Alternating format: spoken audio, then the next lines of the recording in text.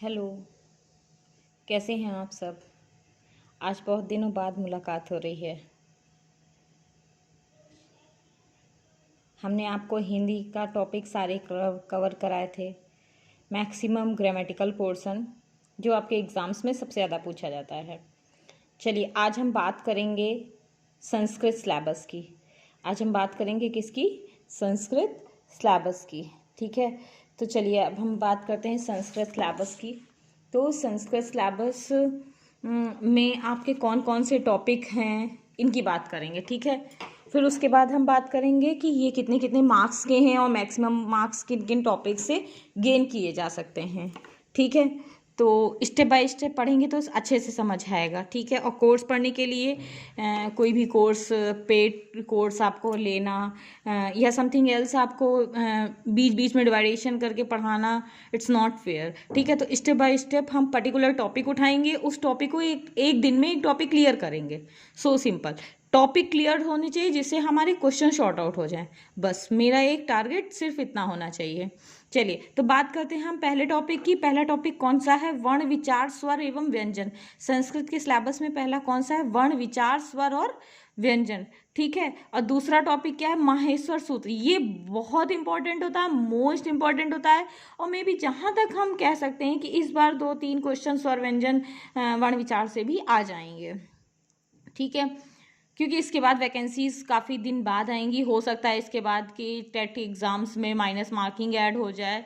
तो बहुत सारे पॉइंट हैं। फिलहाल चलिए अब हम बात करते हैं तीसरे की। तीसरे पे क्या है? प्रत्याहार। तीसरे पे क्या है? प्रत्याहार। ठीक है, फिर उसके बाद वर्णों का उच्चारण स्थान। क्या पढ़ेंगे हम? वर्णों का उच्चारण स्थान। फिर प्रयत्न। प्रयत्न में आपके 2 प्रयत्न है। कौन कौन से? एक बाह्य प्रयत्न और एक कौन सा है? अभ्यंतर प्रयत्न। ठीक है, उसके बाद टॉपिक आएगा आपका व्याकरण शास्त्र की प्रमुख संज्ञाएं। व्याकरण शास्त्र की प्रमुख संज्ञाएं। ठीक है, उसके बाद आपको पढ़ना है संधि, स्वर, व्यंजन और विसर्ग, 3 तरह की। ठीक है, कितने टाइप्स की संधियां हैं? 3 टाइप्स की, स्वर, व्यंजन और विसर्ग। ठीक है, और उसके बाद मोस्ट इंपॉर्टेंट टॉपिक होता है, इससे तो क्वेश्चन फंसने ही आपको पता है सभी को, शब्द रूप और धातु रूप। ठीक है, धातु रूप और शब्द रूप, इसके बारे में हम लोग डीपली पढ़ेंगे। फिर उसके बाद क्या पढ़ेंगे? गण। क्या पढ़ेंगे? गण। फिर कारक और विभक्ति। फिर उसके बाद क्या है? कारक और विभक्ति। फिर पुरुष, वचन, लिंग, लकार। ठीक है, पुरुष, वचन और लिंग, लकार। थोड़ा सा राइटिंग में आप देख लीजिएगा, ये कारक ही लिखा हुआ है।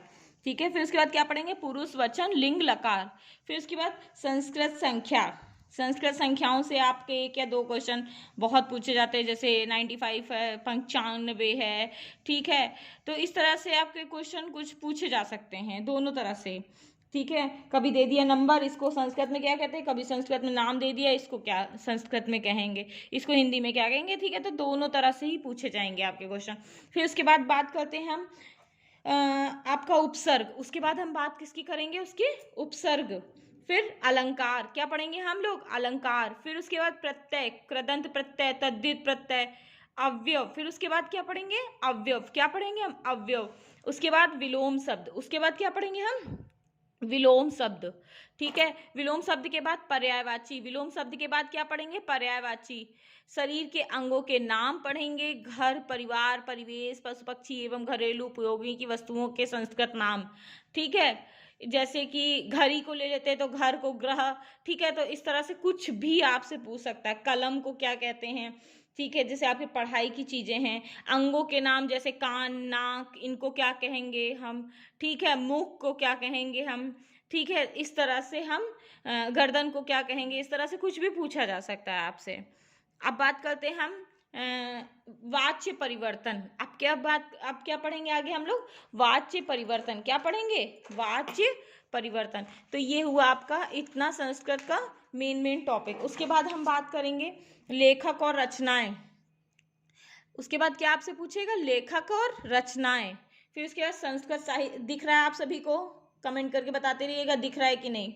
संस्कृत साहित्य का इतिहास, उसके बाद क्या पढ़ेंगे, संस्कृत साहित्य का विस्तार। हालांकि हमने इसको लिखा पीछे है, लेकिन सबसे पहले हम आपको इतिहास ही पढ़ाएंगे। क्यों? क्योंकि किसी भी टॉपिक को पढ़ने के पहले उसकी हिस्ट्री जानना सबसे ज़्यादा इंपॉर्टेंट होता है ना। सबसे पहले हम क्या पढ़ाएंगे, संस्कृत साहित्य का इतिहास, उसके बाद वर्ण विचार स्वर व्यंजन पढ़ाएंगे, ठीक है। तब हम स्टेप बाय स्टेप टॉपिक चलेंगे। चलिए, उसके बाद हम क्या पढ़ेंगे, संस्कृत सूक्तियाँ। क्या पढ़ेंगे, संस्कृत सूक्तियाँ, संस्कृत शिक्षणम और अपठित गद्यांश और पद्यांश। अपठित गद्यांश और पद्यांश से आपका एक ऐसा टॉपिक है जिसमें आप मैक्सिमम मार्क्स गेन कर सकते हैं और सब में पेडागॉजी आती है, नो डाउट। टेट हो, सीटेट हो, सब में, सारे एग्जाम्स में, स्पेशली टीचिंग एलिजिबिलिटी जितनी भी है सब में हमारा ये पेडागॉजी के 5 से 7-8 क्वेश्चन आपके पक्के होते हैं, तो आपको ये पढ़ना बहुत इंपॉर्टेंट है। तो हम संस्कृत की शुरुआत करेंगे हिंदी के बाद, और हमने आपको आज का सिलेबस भी बता दिया है। अब नेक्स्ट वीडियो में, क्योंकि वीडियो लंबा हो जाता है फिर आप लोग बिल्कुल भी नहीं देखते हो, तो आपको इसको शुरुआत से लेके आखिरी तक का पूरा ही वीडियो देखना है, ठीक है। और इसको ज़्यादा से ज़्यादा लाइक करना है, शेयर करना है, सब्सक्राइब करना है। और हम आपको नेक्स्ट वीडियो में, जिससे लंबा ना हो पाए, नेक्स्ट वीडियो में बताएंगे कौन से मार्क्स गेन करने चाहिए और step by step topic pick करेंगे, ठीक है। चलिए, आज के लिए इतना ही। Thank you.